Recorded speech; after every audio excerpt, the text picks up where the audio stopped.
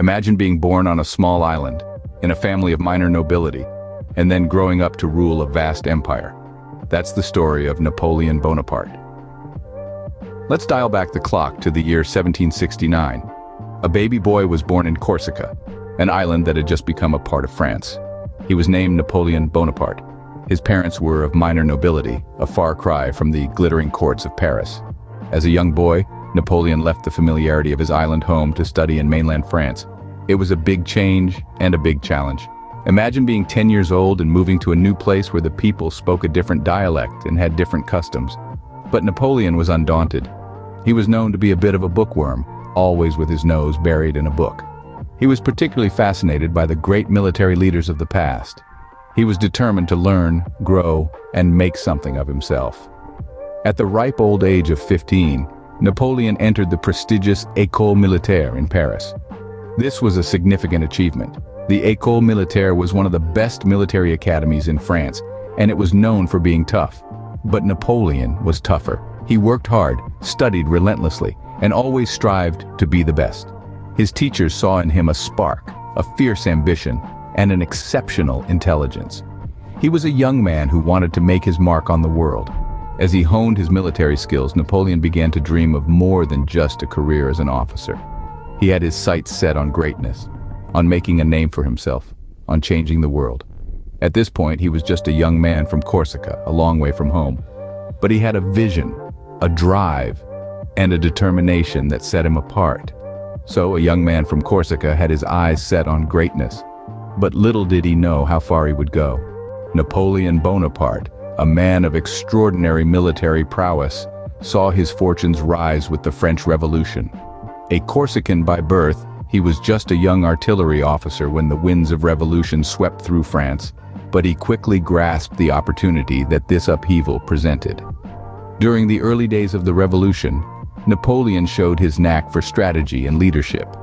His successful defense of the Tuileries Palace against the royalist forces during the infamous Day of the Sections catapulted him into the limelight. It was clear that this young officer had an extraordinary talent for military tactics and a keen understanding of the political landscape. Then came the Italian campaign. Napoleon, now leading the French army of Italy, was tasked with driving the Austrian forces from Italian soil. With a blend of audacity and strategic brilliance, he outmaneuvered the Austrians time and time again, winning a series of astounding victories. His troops, initially skeptical of their young commander, soon grew to respect and even revere him. But Napoleon was not content to rest on his laurels. His ambition took him to the sands of Egypt in an audacious attempt to disrupt British trade routes and spread the ideals of the French Revolution. The Egyptian expedition, however, was a mixed bag. While it showcased Napoleon's military genius, it also highlighted his overreach. His defeat in the Battle of the Nile was a sobering reminder of the limits of his power. Yet, these campaigns, successful or not, served to enhance Napoleon's reputation. His tactical brilliance on the battlefield, his ability to inspire his troops, and his unyielding ambition made him a figure of awe and admiration. He was seen as a savior, a man who could bring order to the chaos that the revolution had wrought. Napoleon's victories not only expanded France's territories, but also his personal fame and influence. His meteoric rise through the military ranks was just the beginning. The stage was now set for his ultimate ascent to power, forever changing the landscape of European history. By 1804, Napoleon's grip on power was so strong that he declared himself Emperor of the French, marking a new chapter in his life and in French history. Napoleon's reign as emperor was a time of monumental change, not only for France, but for the whole of Europe. His innovative approach to governance was characterized by a series of reforms that transformed France's legal, educational, and administrative systems. Perhaps the most significant among these was the Napoleonic Code.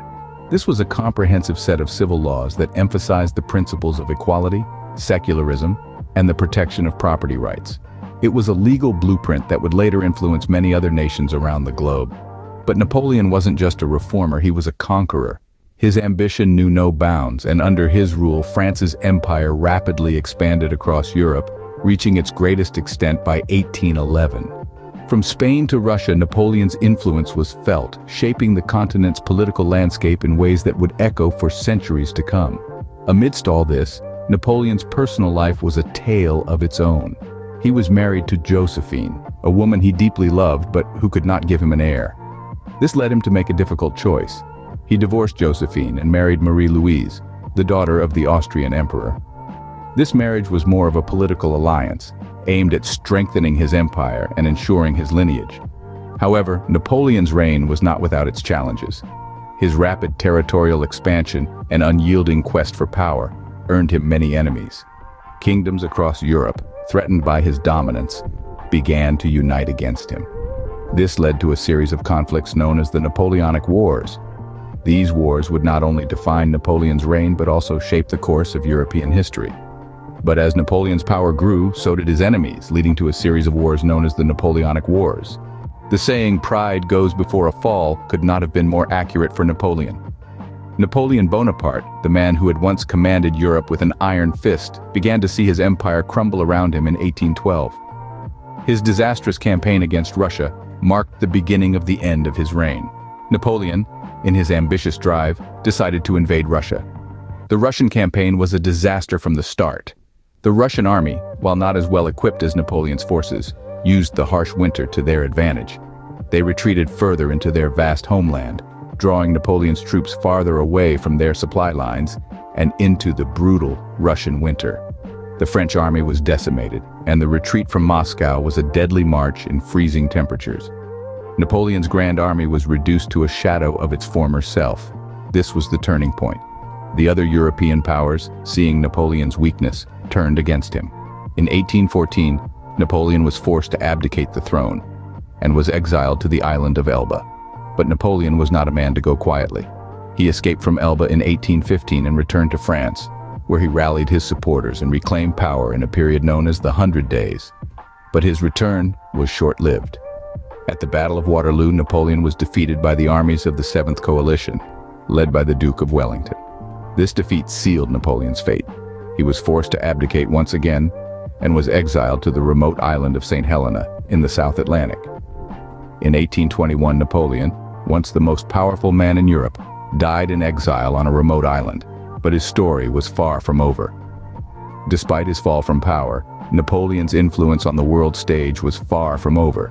His legal reforms, military tactics, and the very idea of national identity that he instilled in the French people would echo through the centuries, shaping the course of history long after his death. Napoleon Bonaparte, a name synonymous with ambition, power, and downfall, left a lasting impact on the world. This Corsican-born visionary didn't just rule France, he reshaped it, and his influence reached far beyond the borders of his empire, altering the course of European history. One of the most significant impacts of Napoleon's reign was the spread of nationalism. His sweeping conquests across Europe sparked a sense of unity among the conquered peoples. They began to identify more with their nation than their local regions, setting the stage for the birth of modern nation-states. Moreover, Napoleon's legal reform, known as the Napoleonic Code, was a game-changer. This comprehensive system of laws did away with many privileges of the nobility and clergy. It established the principle of equality before the law and secured property rights. Although it had its flaws, such as limiting women's rights, this code formed the basis of many modern legal systems around the world.